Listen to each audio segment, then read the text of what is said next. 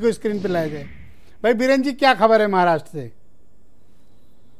देखिए, कहा गया है कि जिंदगी की रेस में जो लोग आपको दौड़कर नहीं हरा पाते वो आपको तोड़कर हराना चाहते हैं। बस महाराष्ट्र में यही चल रहा है।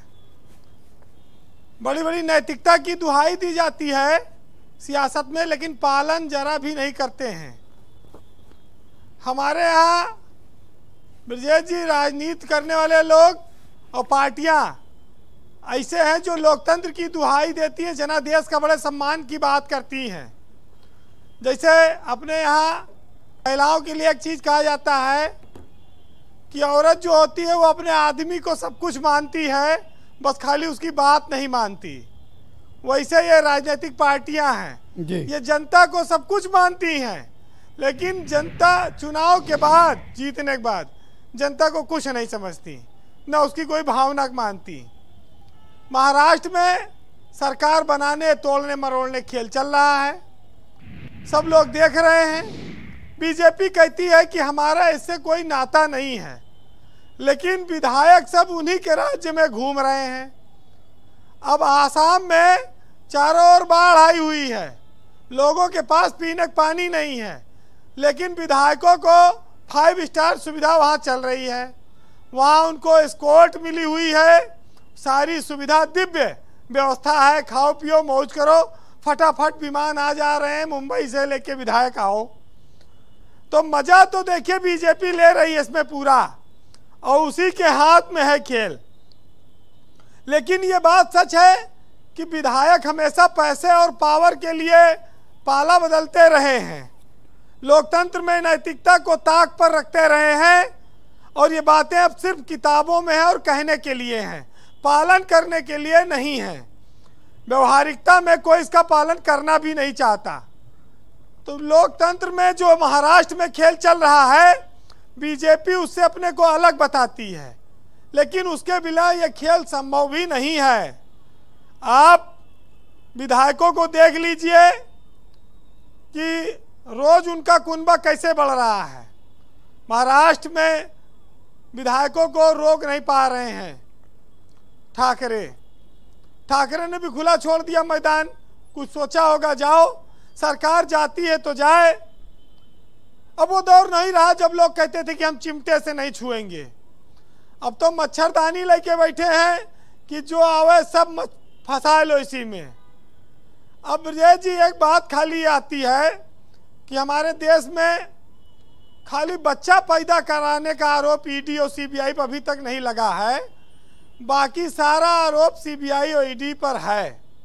वो जो चाहे करा दे, खाली किसी बच्चा नहीं पैदा करा सकती।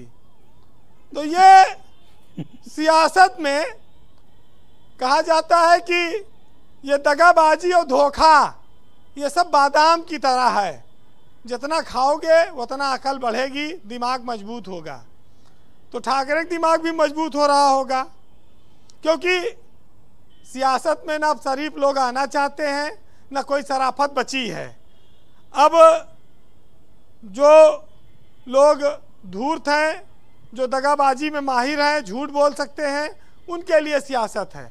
लेकिन मुंबई की सियासत पर यूपी की नज़र ज़्यादा है, क्योंकि यूपी का बहुत सारे लोग मुंबई में रहते हैं, उससे जुड़े हुए हैं और मुंबई के राजनीति से सीधा कनेक्शन रखते हैं। अब एक बात और आई कि साहब, पहले ईवीएम पर आरोप लगता था कि बटन कोनो दबाओ और वोट बीजेपी को चला जाता है। अब तो विधायक कोनो पार्टी को हो, वो जीतने के बाद बीजेपी में चला जा रहा है। तो कहाँ कहाँ तक आरोप लगाएं और पार्टी रखाएं अपने लोगों को। कहते हैं कि दुनिया में हूँ लेकिन दुनिया का तलबगार नहीं हूँ, बाजार से गुजरा तो हूँ लेकिन खरीदार नहीं हूँ। तो कुल मिलाकर ब्रजेश जी ये है कि गुड़ तो खाया जा रहा है, लेकिन प्रदर्शन ये किया जा रहा है कि हमें गुलगुला से बहुत परहेज है, हमें डायबिटीज हो जाएगी। सुविधा पूरी दी जा रही है, लेकिन सरकार गिराने से इनकार किया जा रहा है। यही नेताओं का चरित्र भी है, और इस देश में ये बहुत सारे लोगों ने देखा हेमंत जी बार बार ये क्यों कह रहे हैं कि बीजेपी की ही सरकार वहां बनेगी? हेमंत जी मुंबई को जानते हैं अच्छी तरह से और राजनेताओं का चरित्र भी जानते हैं। तो बीजेपी की अगर सरकार बनेगी तो या तो बीजेपी की सरकार बनेगी या तो चुनाव होगा, और दोनों स्थितियों में बीजेपी को लड्डू है दोनों हाथ में। वो चुनाव लड़ेगी, 2.5 साल 3 साल तो होने जा रहा है, 2019 में हुआ था। देखिए, जो लोग झूठ बोलते हैं, जो नेता, उनसे लोग ऐसे डरते हैं जैसे सांप से डरते हों। सांप से जितना आदमी डरा तो उतना झूठ बोलने वाले से भी डरता है। तो ये नेता झूठ बोले सही बोले, इनकी बात का कौन भरोसा। बहरहाल जी, आप सुनिएगा विधायक हमारे यहाँ कैसे बनते हैं इन 4 लाइनों में जी, कि लड़का होशियार हो तो लायक बनेगा, और नचनिया हो तो नायक बनेगा, और इन सबके परे यदि आवारा घूमता हो तो पक्का है कि आगे चलकर विधायक बनेगा। बहुत शुक्रिया आपका वीरेंद्र जी, बहुत बहुत धन्यवाद। बहनों भाइयों, हम